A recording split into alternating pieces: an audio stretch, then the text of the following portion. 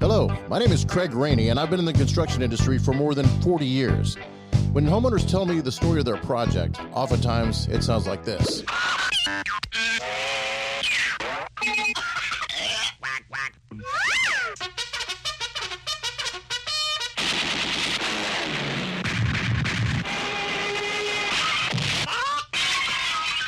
It doesn't have to be that way. Oh, wise guy, eh? And most builders would say that. Welcome to Remodeling Wisdom. I'm Craig Rainey. Let's get started. Well, it's been a little bit longer than a week or so, as I promised in part 3. But in this industry, things get really busy. And despite the economy here in Austin, we seem to be immune. And I've been enjoying a lot of success in the remodeling business, and unfortunately, my program has fallen a little bit behind. I think my last contribution was in February, and here we are in July. But let's go ahead and move forward with how to manage your remodel project, Part 4. And as I promised in Part 3, we're going to get into the nuts and bolts. We've covered everything from your design to budgeting, how to pick trades. I don't need to go through the whole thing. If you've heard it, you know. But okay, we're going to have a very real conversation today about what you're getting yourself into when you decide to remodel a home. But before we do that, I would like to encourage y'all to hit the like, subscribe, follow button, whatever it may be. Every platform is different.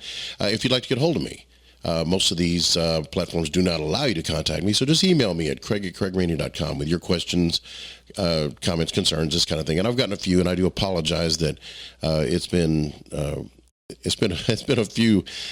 few weeks since I've answered back, but we're back, we're in it, and I'm hoping that this year, as we move forward, that the information that I'm going to be sharing with you is beneficial.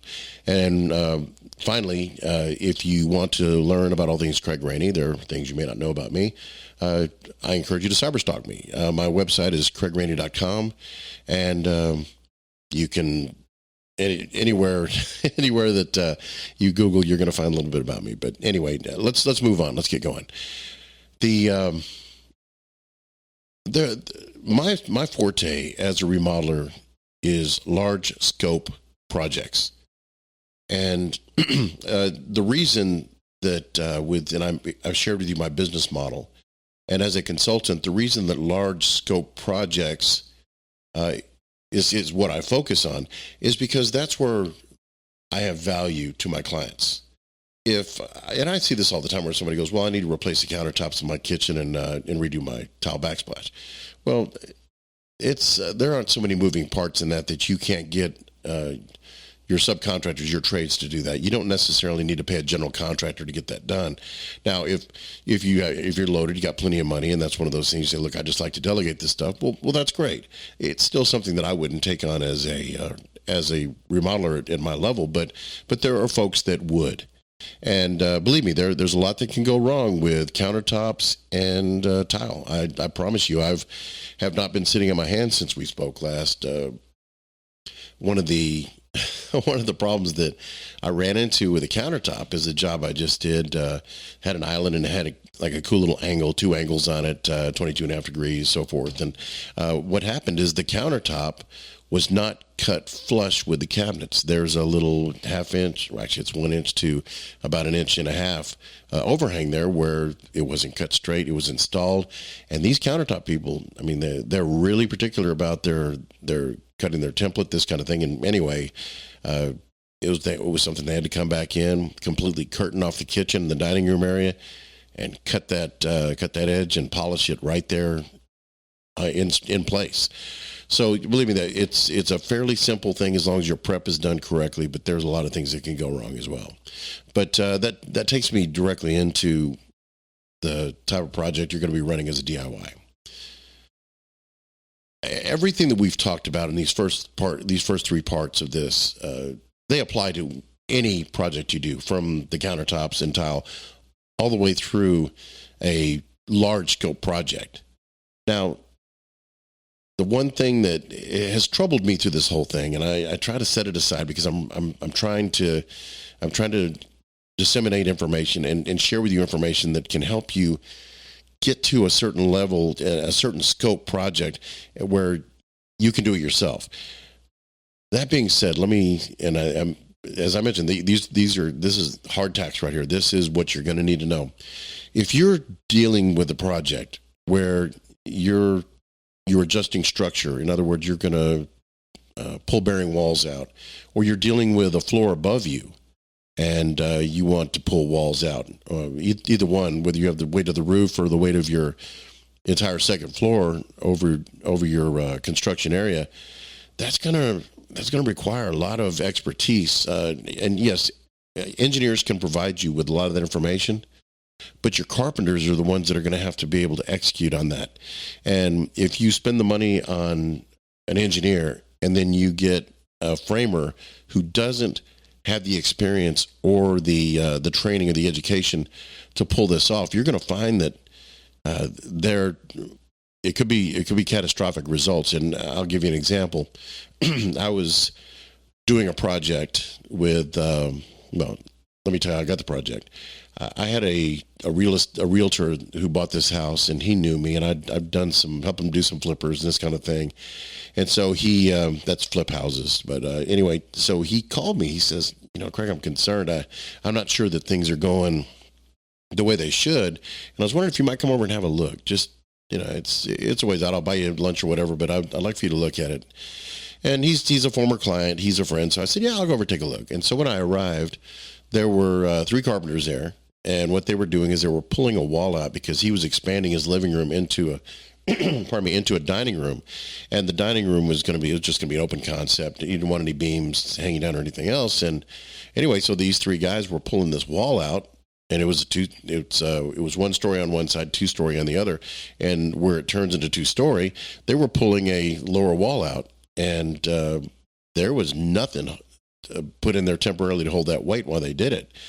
And anyway, so I got there and I said, hold on, you guys stop. Don't do another thing. And I immediately, and of course, I got a little pushback on that. But the owner was there and he goes, unless you don't want to get paid, do what this guy says. So anyway, I got them to quickly get a temporary wall built underneath this structure, so that when they pulled the last of that wall out, it wouldn't just crush them and fall down. So anyway, right after they did all that, of course, the owner fired him anyway. He paid him something, and then I brought my framers, and we took over the project, and we did finish it.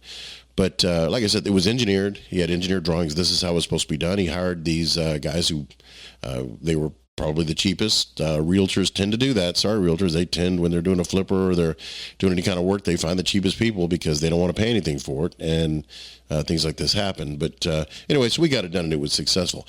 The point of this story is that was not a job scope, a scope of work that the owner should have DIY'd.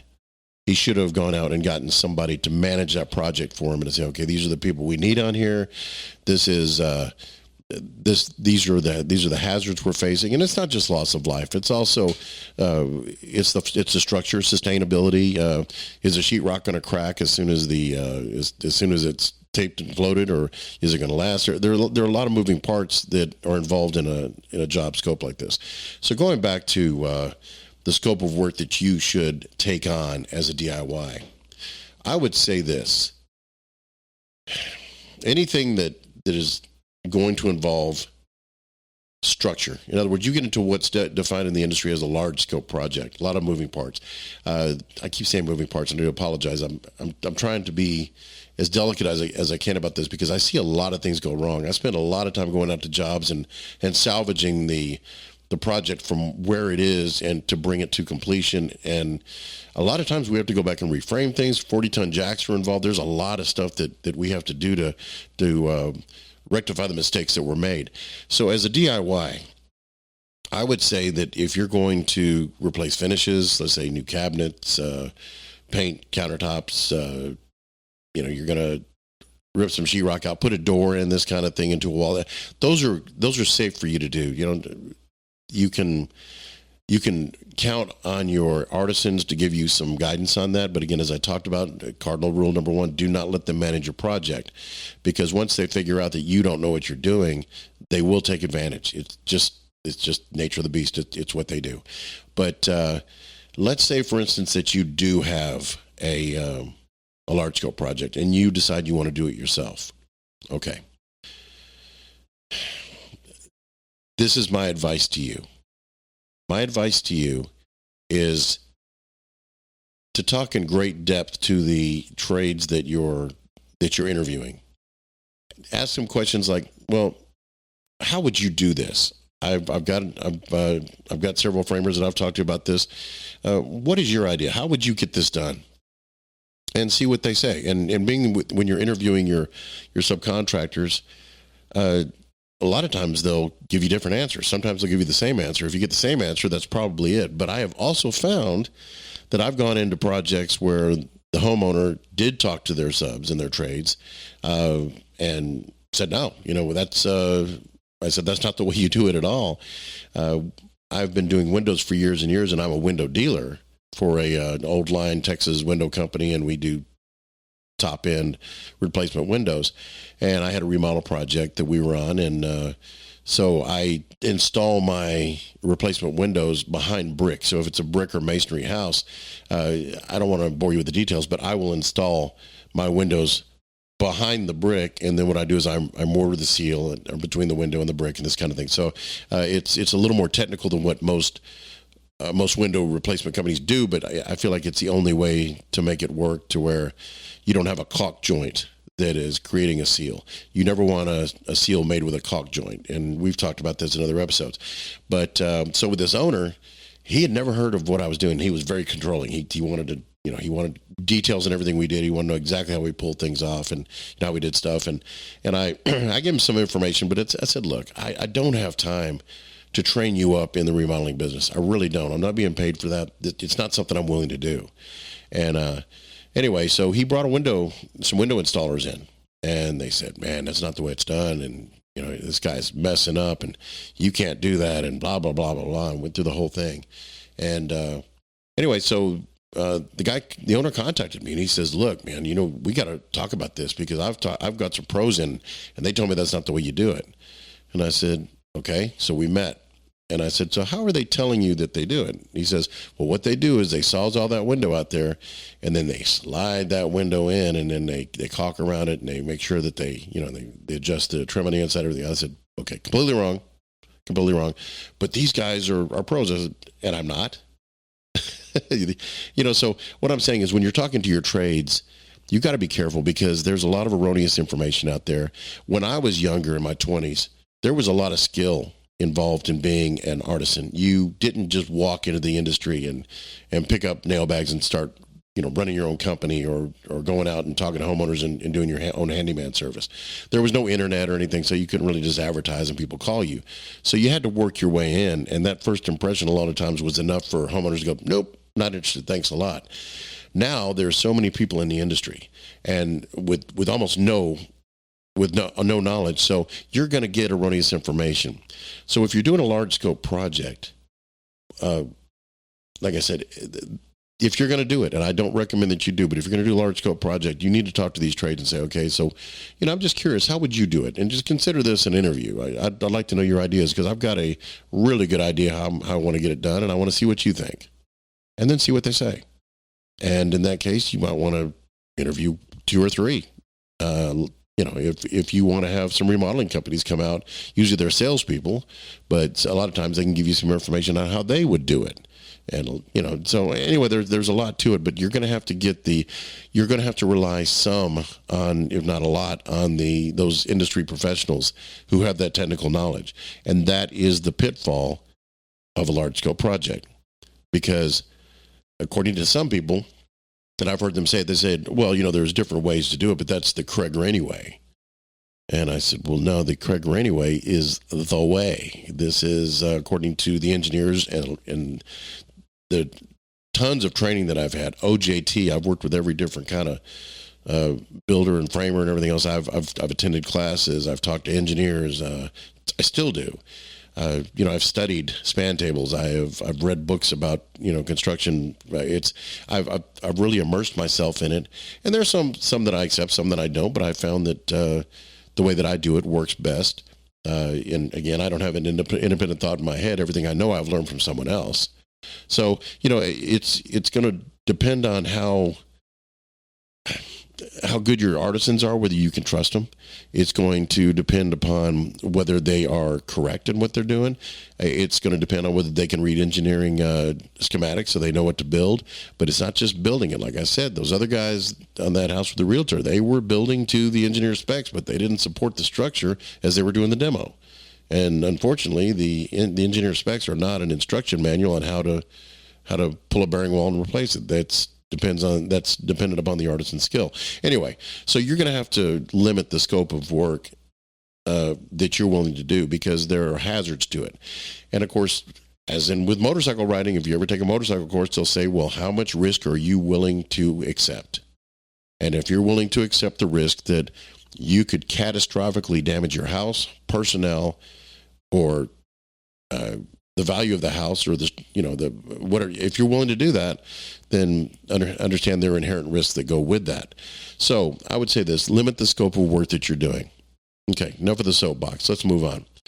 So we so far have talked about a lot of things, but this is construction 101. There are some things that you're going to have to know going into this.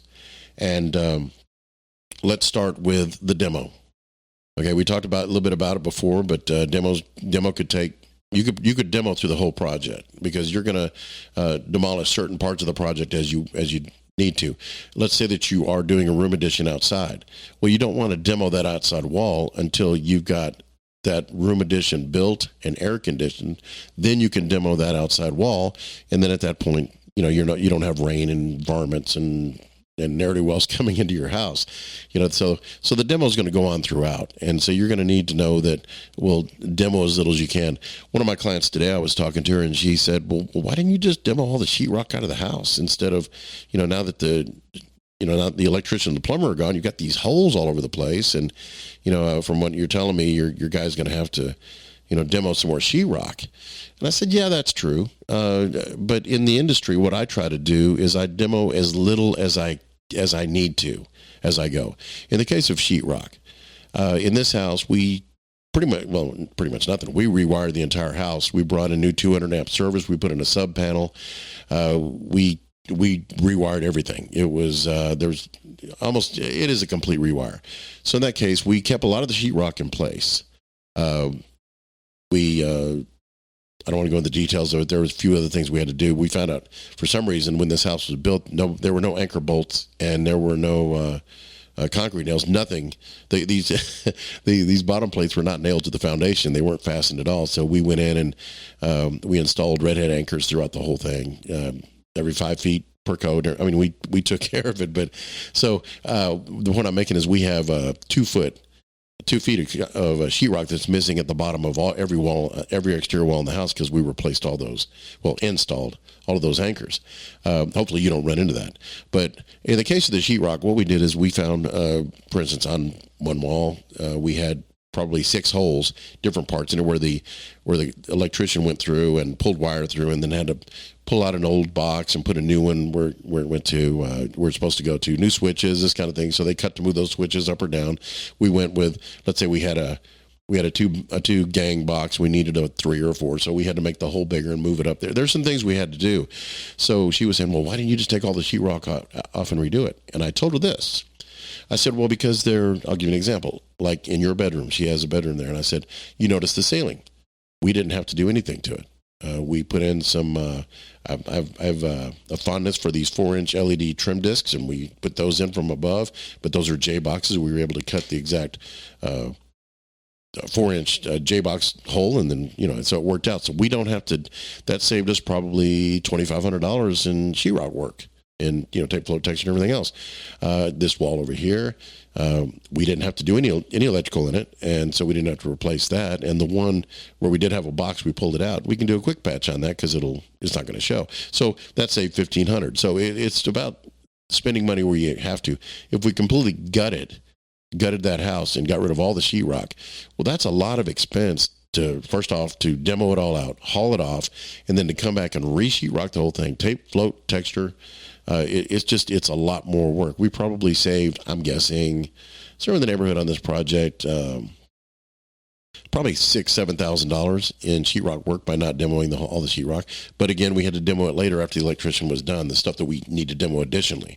So the demo is going to go all the way through, and the things that I'm talking about as far as electrician and plumbing, there a lot of electricians and plumbers too, but electricians particularly, they can drop that wire down from the top and they can fish it. They might have a guide hole that they cut in the sheetrock up towards the top, but they'll fish that all the way down to either to a switch or to a plug. And then, when they run it, there are things they can do where you don't have to rip all your sheetrock out to get it done. Electricians are really good at doing that. They're also really destructive with sheetrock. So, you're going to have to make some decisions on what sheetrock you're going to replace and what you're just going to patch these little holes in. Now, what I recommend is if you've got 3-4 holes that are in a sheetrock wall, let's say within 4 feet from the wall or from anything, you got 4. Just go to the next sheetrock, this next stud, and cut it and just re-sheetrock that. It's going to be a lot better than having 4 or 5 quick patches that you've got to try to float out and texture over, because you're going to see those. And it's much easier just to cut that out and cheaper just to cut it out, put new sheetrock on, and then you're only taping and floating 1 or 2 joints instead of 50 joints because you're doing all those square holes. But anyway, so the demo is one thing. Next thing is on the framing. You're gonna use a lot of the existing framing, but you're also gonna find that as you add walls in, well, you're gonna have ceiling joists that are gonna run either left and right or front and back. And you need to know that when you're putting your walls up there, you need to make sure that you block in between those joists so that wall's not just sitting up there and being held in place by sheetrock. So there's some things that your framer should know. Again, don't use a level when you're doing this. If let's say that you're building a partition wall and it's 10 feet away from an outside wall, we'll measure at the top, make sure that it's 10 feet, measure the bottom, make sure it's 10 feet. Go mathematically, because that outside wall, chances are, is not going to be perfectly level.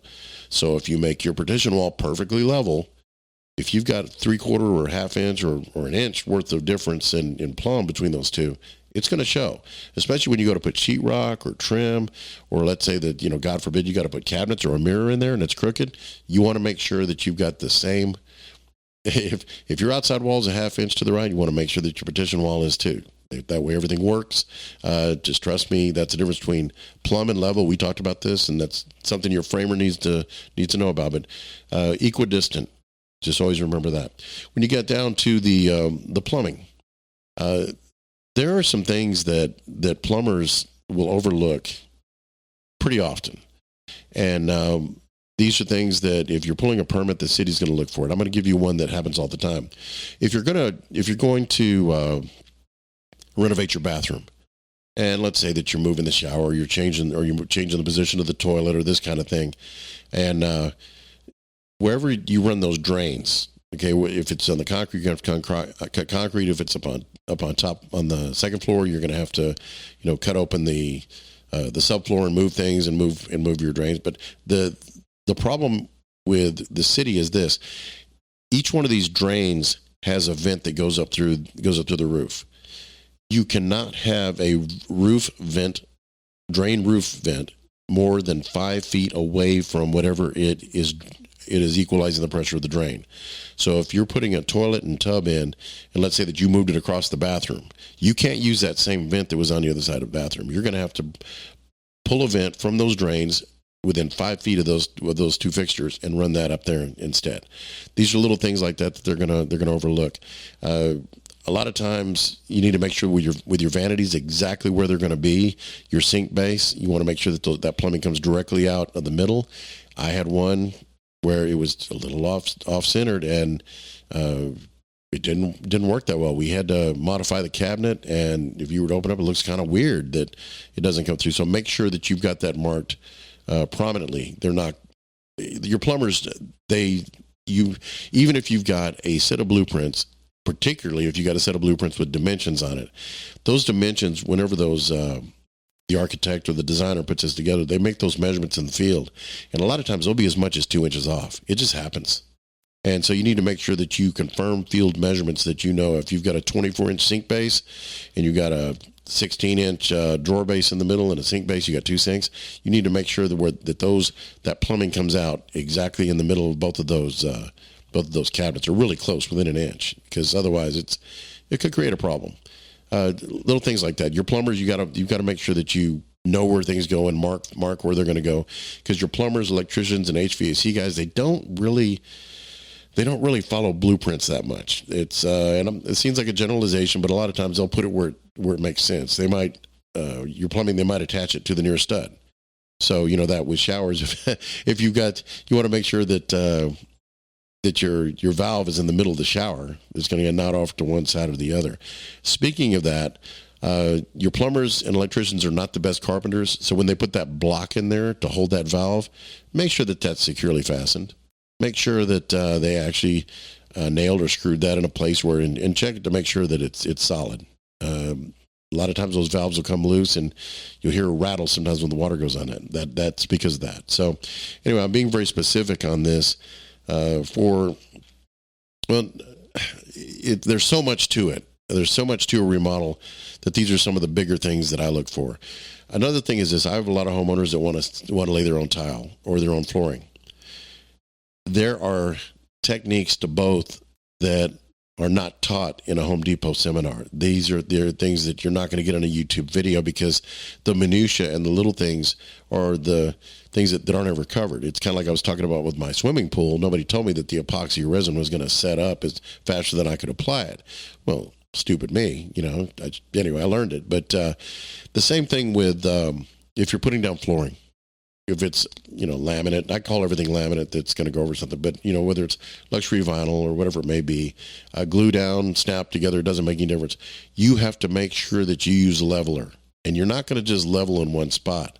You need to level the entire floor. And the reason for it is the difference between flooring that has been laid, and if you glue it, it's not, you don't have this, but you will see the effects of it in the finish of the floor. But with just snap down or lay down flooring, what you'll find is if you level it, when you walk along it, there's no give or deflection to the flooring, and so you don't feel this little give to it.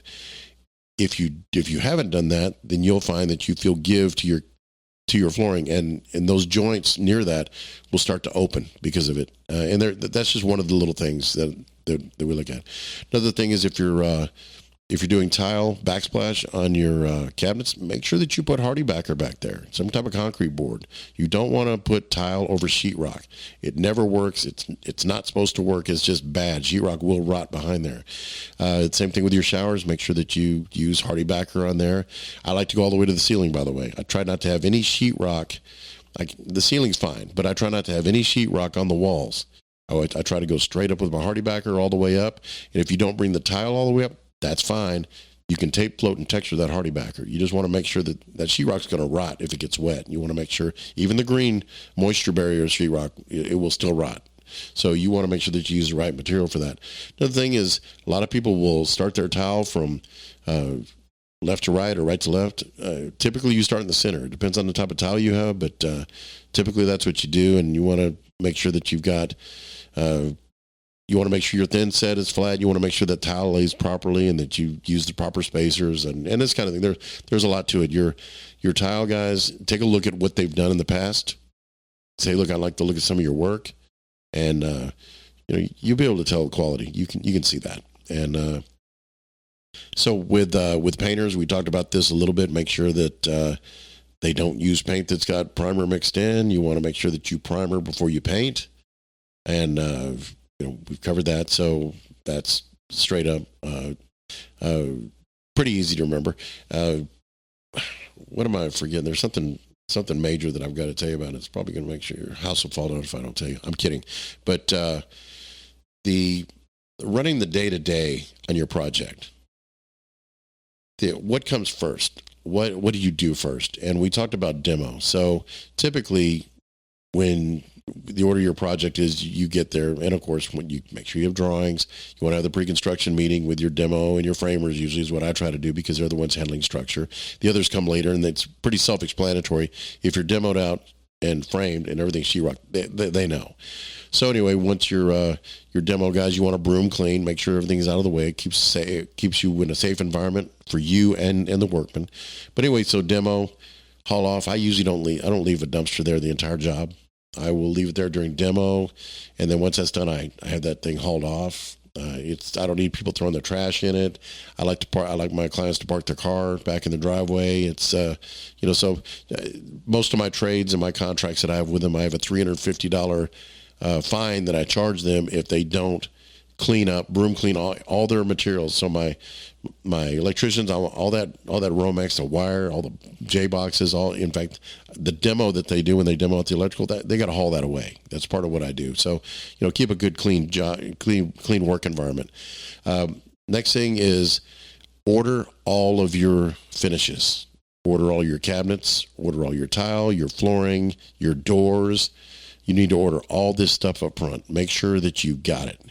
I was watching the Fixer Upper, Jim and Joanna Gaines, and I was watching that lake house that they were remodeling in Waco. Beautiful house. But it's funny that after they were into sheetrock, Joanna, she goes over, you know what? I'd like to have 3 skylights here. And also, I need to move this plug up about 3 or 4 inches. Those are 2 things. I went, wow. Those are 2 pretty big things to miss that you just want to make a change on it. You need to avoid those things up front.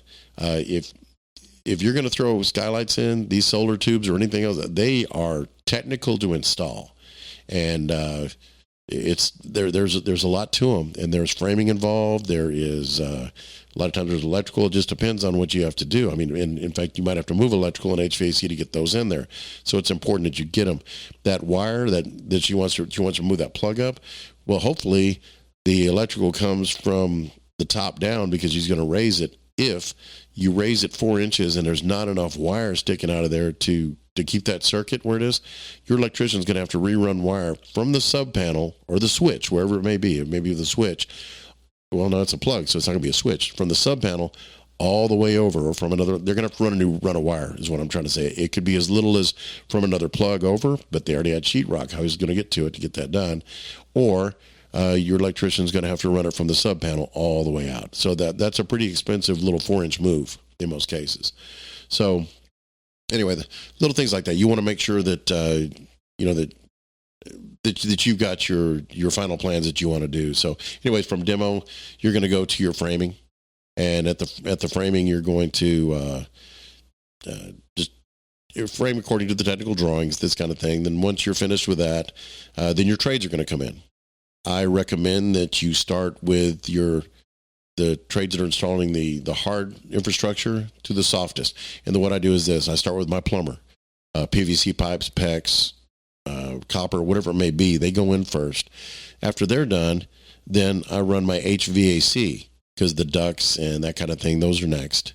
And the last one I do is my electrical. My electrical, they can run wires around stuff or in different places. Electrical is probably the most flexible in how you can run wiring and this kind of thing. So that's the order that I go in.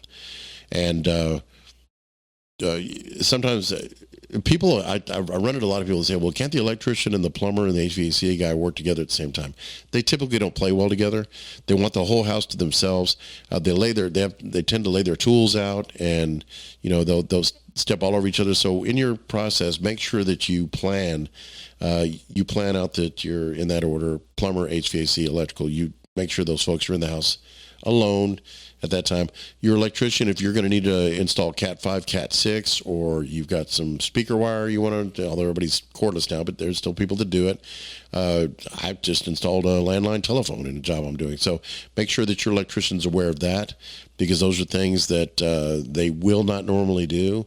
And if you want to run Cat 5 or 6, make sure that you tell that electrician, because we had one where I asked the client, I said, well, are you completely wireless, or are we going to run, Cat 5, Cat 6 in your house? And they said, we're wireless. And later on they said, we're going to do it. So the electrician shows up and had to pay him an extra $2,600 because he had to have a terminating box where that Cat 5 comes in to the home run of the house, and then he had to run it. It became a little bit of a financial blip, if you want to call it that. It wasn't a big thing. It was a big project, but it's something. Just make sure that you make those decisions up front. You'll notice a common denominator is make those decisions up front. Your prep is key. Preparation is everything in this business. You need to make a plan, know what you're going to do, cover it, spend that time, go through it with a fine-tooth comb, make sure that it's going to happen. I was talking to somebody that had was working with a builder, and so they looked at the blueprints and everything else, and it's hard to tell on blueprints how things are going to turn out. And this was one of those faux Mediterranean Spanish hacienda type houses. Anyway, when she told me, the homeowner, she said, well, when they were in frame, we went in and all of our interior doors were square topped. We'd expected arches. And I said, well, did it call for arches on the plans? And she goes, I don't know, because she didn't know how to read plans. That's the builder's job. And I said, well, a good builder will think of that, and plus you should always have interior elevations. But anyway, that being said, just make sure that those little things are covered in there. Make a note if the architect did not put arch top doors in there, write in arch top doors by hand on every one of those copies, and make sure that you get that done, and add that to your budget. There are things that you need to do. Those solar tubes or skylights, make sure that you got those in there. If you got a TV where you need a plug that's higher up, you need it 60 inches off the ground, well, make sure that you got that noted on there, including if you've got cable that comes in, you need that too. So these are the things you need to do. So after your trades come in and they finished up, and presuming you've passed inspections, if you're in a city where they require that, then the next thing you're going to do is you're going to do your sheetrock. So typically your sheetrockers will also do the hardy backer and that kind of thing in your wet area. So just make sure that you know how far out you want your tile to come. One thing too is make sure that when you're building your shower area or your tub area, that you block for that frameless glass. That's very heavy, and there's that you're going to have to bolt something to that. And if you don't have a stud right exactly there, you need to make sure that your framer frames for that. The blocking that I do in every house is I do frameless glass blocking, cabinet blocking, 48, 54, and 96. Those are your cabinet blocks. You don't want to nail those cabinets to studs. You want to nail them to blocks, or screw them, actually, is the correct term. So, but anyway, so it's frameless glass blocking, cabinet blocking, and drape blocking. Oh, and don't forget your towel bars and that kind of thing. And then your shower, if you want to block at 36 inches so that you can put grab bars in someday, or maybe somebody in the future, somebody's elderly needs that, you have those readily available, so you can bolt those in. So those are the blocks that I put in, and make sure that you block for your towel bars. Make sure you do it. Those sheetrock mollies, they're horrible. I've got one upstairs when I moved into my house, where I've gotten bigger and bigger mollies in there because I didn't build a house. And that's the next thing. We're about to remodel that bathroom, and it's the last one to be remodeled in my house. And I'm tearing that sheetrock off, and I'm blocking for it. Honey, where do you want your towel bars? So we're blocking it. Make sure you do that. It's much more solid. You'll never have a towel bar that comes loose, even if a kid hangs on it. I don't recommend they do that, but it's not going to rip it out of the wall. So these are the little things you need to look for. Like I said, the details are key. So once you get your sheetrock installed and they put your hardy backer and everything else in, then you're going to go to the tape, float, and texture. Make sure that they double skim their tape and float. We talked about this. And I'm not going to tell you what most people do. This is what you should do. Make sure that they put a good coat of mud on the joints, put the tape down, mud over the top, smooth that out, let it dry, come back, sand that joint, and re-mud it again. And then once you're done mudding it, sand it one more time. At that point, you have a double skim. And then they can texture. Another thing that I like to do before I ever texture is I like it better when my paint guys caulk those corners in for the sheetrock. I prefer for them to caulk it before they do the texture, but sometimes they don't. It just depends. But anyway, you want to make sure that you caulk those corners, both in the ceiling, corners of the walls, Down the floor doesn't matter because you're going to be covering that with trim. So anyway, once that is complete, then they shoot texture on it, whatever type you want, whether it's something really, really 90s and aggressive like a Monterey drag, or you want level 5, whatever you want to do. That's, you get somebody that's qualified to do that. And once that's done, then painting. And of course, you're going to, after you're done with your texture, you're going to primer that. Then you're going to put a good coat of paint on that. Most everybody's using airlesses. Make sure that they're back rolling that. I understand that people are really good at what they do, but I don't like sags in my paint. And what I try to do is I say, look, back roll everything. I tell my painters, I want you to back roll everything. So as they spray it, they've got somebody with a roller that's coming in and rolling. Make sure that I've got good coverage. You don't want those little white dots sticking out, and then they got to repaint the room. It's an airless puts down a good deposit of paint, but if you back roll, it gives you a much better finish on it. And so little tricks that I do. Then at that point, make sure that when you trim that you putty your nail holes. Don't caulk them because caulk will shrink. On the one thing to keep in mind on windows and doors, never use that expanding foam in windows or doors ever. Never, ever use it. It expands for days after you install it, and it could stop doors and windows from opening. What I recommend is on windows particularly is use batt insulation, put it in within those windows, stuff it in there. Once you're done, then you put the sheetrock in, then put a good caulk joint between the sheetrock or the trim, depending if you're casing your windows out, and the window. Just make it good and airtight. A lot of people talk to me about making using foam insulation, and I'm not a proponent of it. And I realize that the jury's always out on insulation. And my wife was telling me about some guy locally that prides himself in net zero construction. And many of you have heard of this. And essentially what that means is he builds a house that is so energy efficient using solar panels and everything else that the house runs on exactly the amount of power that comes in on solar panels, this kind of thing, and there's no wasted.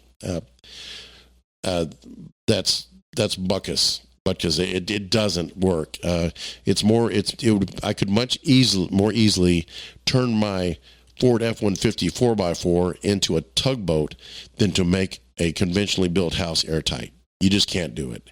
The way that they're built, it just won't happen. And there is a lot of data on the fact that your house should exchange air. But what has not been disproven to this point in decades, centuries maybe, the best insulator is dead airspace. Take a look at a Yeti cooler. They don't depend on foam to insulate it, and you can keep ice for days in it. Why is that? It's dead airspace is your best insulator, and I recommend that you don't use foam in your attic. I recommend you don't use foam in your walls. And I realize that's going to be controversial to a lot of people. I've been doing this for a long time. I've done these alternative construction techniques. I've worked on buildings where we did the foam and poured concrete in the middle. I've done I've built houses where it was made of straw and mud, and I've seen it all. And I'm just saying that dollar for dollar, it's going to cost you more than you'll ever save. So anyway, but the point I'm making is there are things that you can do much better for your home than using foam. One is get high quality windows, something that's got a high R and UV value to it. And there are some, you don't have to buy a Pella or an Anderson window at $2,000 an opening to get that level of insulation. There are many other companies that manufacture windows to that same quality level at half the price. So, good windows are key, because most houses have 20, 24 windows in them, and that's a huge exposure to heat and cold transference. So you want to make sure that you get good windows. Second thing is you want to make sure that you don't use gable vents. Never use them. If you do, make sure. And I put gable vents on houses. It's just I seal them. There's no air getting in and out of them. The reason for it is I took an HVAC class years and years ago. And one of the things the instructor said is, he says, well, air is inherently lazy. And most houses are built a lot of times by code, where they in the overhang the soffit is perforated or it has vents in it, and then up on top where the shingles are, there is a ridge vent that goes across there. So ostensibly the air is drawn up through into the eaves and goes up through the attic and goes out through the top in the ridge vent. If you put gable vents in, what'll happen is, because air is inherently lazy, according to this instructor, the air will draw in through the gable vents and out through the ridge vent, and so you will only get air exchange only 1/3 of your attic instead of the whole attic. So make sure that you don't use gable vents, and if you do, make sure that you seal them up, plastic, whatever it may be, or you don't want those to have any kind of air transfer going with them. Little things like that'll help you. Is I was asked the other day, is Tech Shield or Solar Shield on OSB, is it really a good reflector? I guess admittedly, I'm not an expert on this, and I've installed it, and on every new house I build, I install it just because it is done. But I have never seen any measurable difference to me. I find it interesting that according to roofing manufacturers, a black shingle a white shingle will get just as hot as a black shingle in the sun. That's interesting. So it tells me that the heat permeates this material and then heats it up. So it seems to me that maybe if that OSB is also heating up, maybe it'll help, maybe not. I don't know. But I use it anyway, and it's really not that much of a difference in price between the OSB with a foil on it, OSB without it. So I typically will use it. Again, I'm not the authority on this. I never claimed to be an alternative materials builder or a net zero builder. I'm certainly not that. I'm a conventional builder, and my techniques that I use are strictly for quality. And I do every now and then I run into a client says, I want to use this product, and we'll do it. I had one where I did the design on it. He wants to use SIP panels throughout it. And these are pre-manufactured panels, and they got windows and doors cut into them. In fact, they even have the electrical outlets cut in. It's got foam inside, everything else. And I said, well, I'm happy to do it, but there's one problem with doing this house, is that the same thing you run into with a truss. If your foundation isn't perfect, these SIP panels aren't going to work. And the only way that you can move, let's say that a wall falls where a plug's going to be, for instance, or your window's too close to the wall or something like that, well, there's no way to fix it. It voids the warranty on it. So there's some inherent problems with it that aren't necessarily insulative or energy efficiency rated, but it just has to do with practically how can it be installed, and can it be installed effectively and at a high quality level. So anyway, those are the things. So once you're done with your sheetrock, then your tile goes in. Once your tile goes in, and you should. I typically paint before I tile, because when you're painting, you don't want to mask off any more than you have to. And if your tile guy puts a tile in, then you got to mask off all that tile, and it's got to be a perfect mask off job, and for the painter to look good. So I recommend that the next thing you do after you're done with your tape floor textures, you paint the whole house. You just get the inside painted. And once you're done with the paint, and by the way, know that you're going to paint it more than once. I'll explain that. So once the paint's done, then you get your tile in, you get your flooring started, and then you get your baseboard put in, because I like to put my baseboard in after my flooring is in. I don't like quarter round, and it's just important to me that I have that one piece of trim. I don't like to trim my trim, and that's what it comes down to when you put in your base and then you put in your flooring. So anyway, once that's finished and you do that, the reason I say you're going to paint again is because with other trades in there, you're going to have marks on the walls. There's going to be little dings they're hollow material in there. There's going to be a little bit of thin set that might get on some of the paint. So when you're contracting your painter, let them know that on part of the draw schedule, you have that last draw and hold back 20% or whatever it may be, is to go back and do all the touch-ups on this. And it's part of what they do. If you don't include this, the painter is going to charge you a change order for repainting what he's already painted. So you need to make sure in your contract you state you're going to paint the whole house, And once the job is complete, you're going to come back and you're going to do touch up and punch out on that paintwork. And it's important that you do it. It's a small thing, but it could save you $3,500 to $10,000. All right. And once you're done, of course, your cabinets are installed and so forth and everything. I don't need to go through that. You'll see it. But that is the order in which your project is going to go. So how do you know when you've reached substantial completion? Substantial completion, that is a term that's used in the industry, that is used because in a contract situation with a trade, if you say, well, I'm going to pay you your final draw when your work is finished, well, that would preclude warranty work, legally speaking. It means that, okay, you've got a year warranty, so you'll get your final draw a year from now.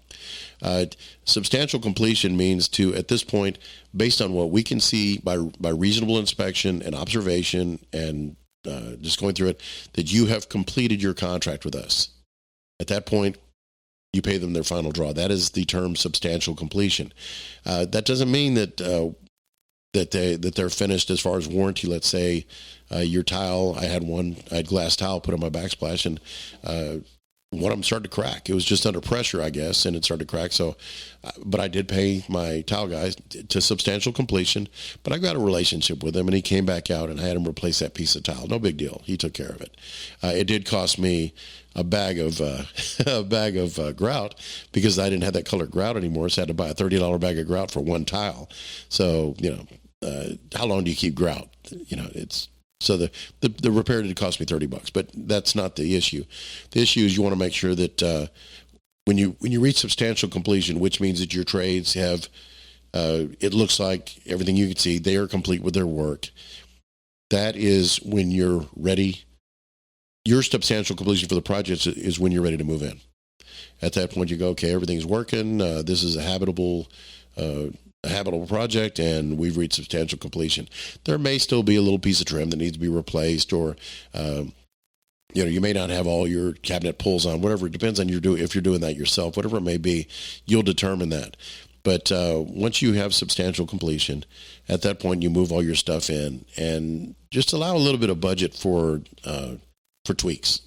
You're going to have some cabinet doors that may not open properly, so they need to be adjusted out a little bit, or this kind of thing. You might have I didn't see this spot of paint, but anyway, I'm starting to meander a little bit. What it comes down to is when you reach a substantial completion, all these things are done and your trades are done. They have completed what they're supposed to do. The job is clean. Dumpster's no longer on the job, and you're moving into it. So we have covered the entire project, technically speaking. I'm trying to think if I've skipped anything. If we're doing exterior work, let's reserve that for another time. Your exterior work, whether you're doing masonry or hardy siding or stucco or whatever it may be, that's a complete other episode. But at this point, we have completed part 4. I've made my recommendations. If you have any questions or comments, I encourage you. I'd love to hear what you have to say about this. And I've got another episode that I've put together that's going to be coming out next week, or maybe the following week. I'm busy right now, but I think you're going to find it interesting. It's something that I just ran into, and I don't often run into things with my experience that I'm not going to say stump me, but I find fascinating and interesting. It's like, wow, I've never heard that one before. So I'll share one of those with you in the next episode, but I really appreciate your time, and I hope you got something out of this. And if you're DIYing this thing, good luck to you. If you have any questions, contact me, Craig at CraigRaney.com. Take care.